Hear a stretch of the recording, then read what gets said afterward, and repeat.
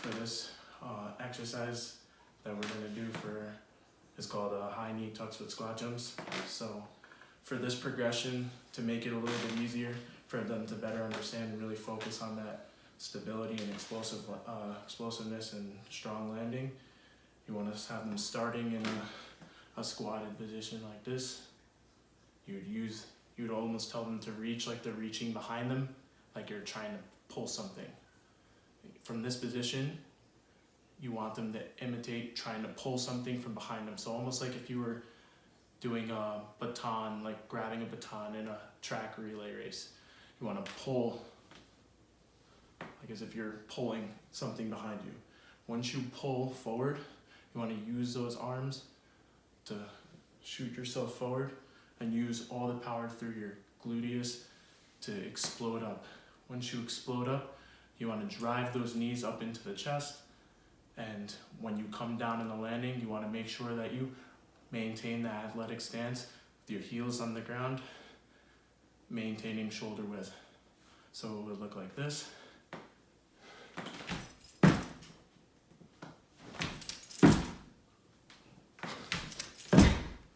Make sure you hold that landing and land in an athletic position, because you don't want to land with straight legs. You want to land in that squatted, bended position, because if you land with straight legs, you could really put strain on your knees and to other muscles. So the next exercise we have is back squats with a box. Obviously I don't have a box with me, so basically what you would be looking to do on this exercise, you would look to use something that's relatively parallel to your height. For me, this chair is pretty close. It's not perfect, but it gets an idea of a 90-degree parallel angle. So you want them to sit on the box before they approach the squat in order to know if the squat box height is proper for them to be using. You would then obviously want the rack to be just so you can get under it and have a slight bend in the knee. You don't want your knees to be too straight when lifting off of the bar, but you don't want the bar to be too high, so you have to stand on your tippy toes or really have to use a lot of energy to push it up. We want our elbows to be relatively close to our body, holding about the rings in width. This way we can flex the upper back, which will also target the lower back and allow us to maintain that stability so we don't fall forward when we're squatting. We also want to maintain a little bit of a wider stance for a box squat, just due to the fact that it will make it easier for your box squat, as well as it will help you really focus on that external rotation and will allow you to really focus on driving up with that posterior chain. So it would look something like this. Come down.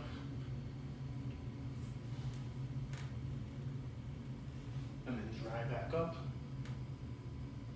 Come down. Drive back up. We want to keep that wider position just a little bit, just because we don't want our knees to be kicked out. It'll be easier to maintain that position.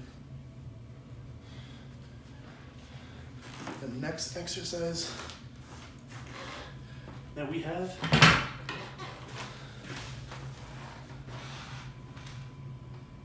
is lunges. So lunges, in this phase of the exercise, I would have a client or an athlete start in an already kneeling position with one leg back, the other leg forward. You want to make sure that their back knee is bent in a 90-degree angle along with their hip, as well as their forward knee being at a 90-degree angle as well, with their shoulders directly to the sides of them and their elbows in toward their ribs. So if they were to use a weight, you would simulate them picking it up.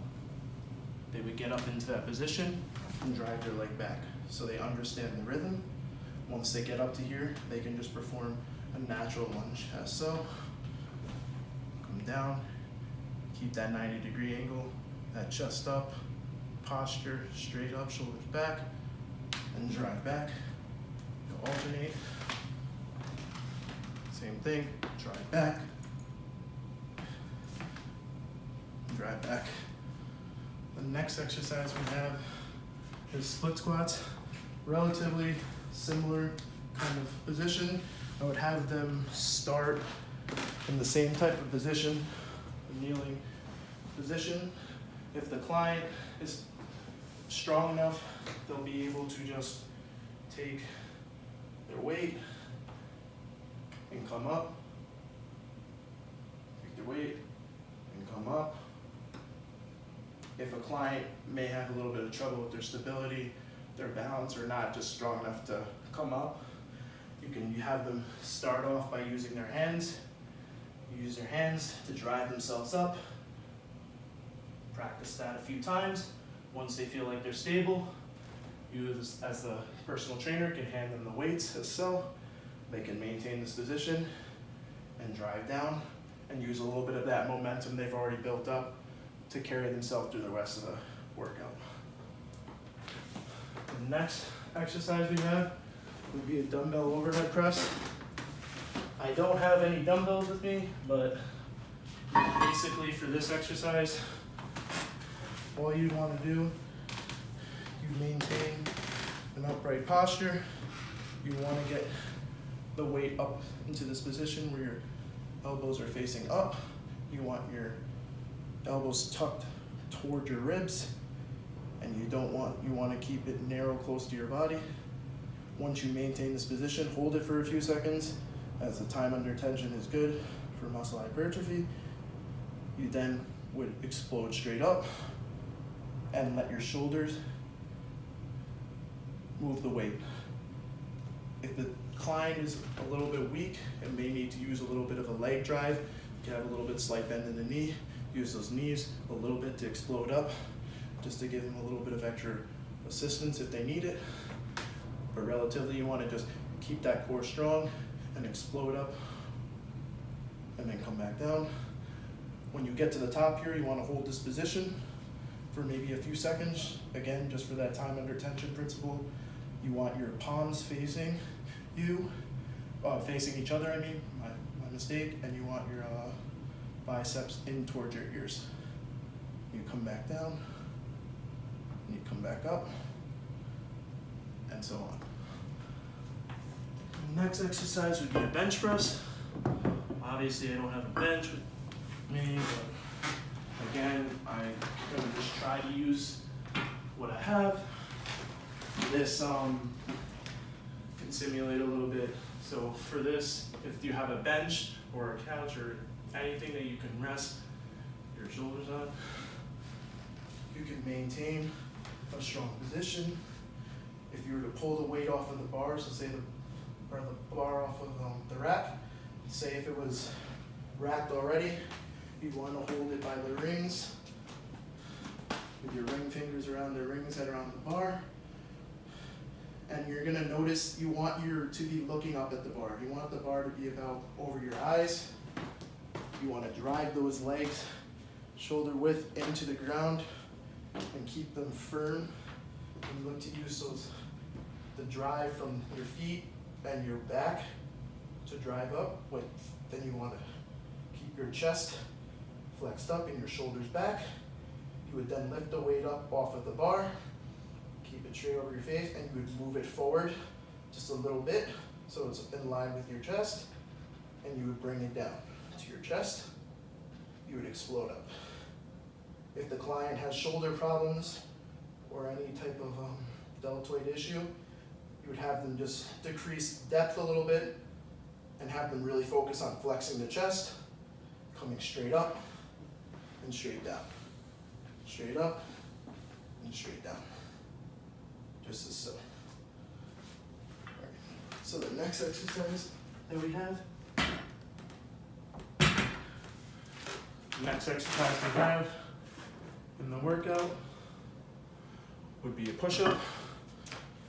So in this push-up position, you would just basically hold, like as if you were holding a high plank, just to start. You want your hands your shoulders over the top of your hands in towards your sides. You would then keep your feet about just a little bit apart from you, not too far, still in line with the rest of your body. You would stay over the top of your shoulders and your hands. When you come down, bring your chest to the ground as so, and really focus on squeezing that chest and engaging those triceps. You don't want to rock, you don't want to arch that back, you want to keep that back flat. You want to go down and then go up, come down and come up, just like that. And then finally, the last exercise we have is dips. Obviously, I don't have a dip bar with me right now, but you can simulate this, especially for people that aren't strong enough to do natural dips, and have them go on their legs, have their legs stand straight out, put a bench behind them, use their lower back to rest on the bench with their triceps bent about 90 degrees to start. And then once they're in that position, you want them to hold this position, lock that core, and focus on eccentrically lengthening and contracting concentrically. Eccentric lengthening, concentric. So you're just engaging the triceps, and you're not using your shoulders or your back or any part of your body to lift you up. You're just focusing on those triceps to really engage and push yourself up. So you would do a few of these. Engage, hold at the top, come back down. Hold at the top, and come back down. So that would be a basic collegiate athlete for a 20-year-old workout. About 4 times a week frequency, about 60 minutes worth of time. Hopefully after a few weeks it can increase the mode of intensity and you'll start to really see those hypertrophy gains, and they'll start to get stronger and more explosive. So that's it. Thanks for watching. Have a good day.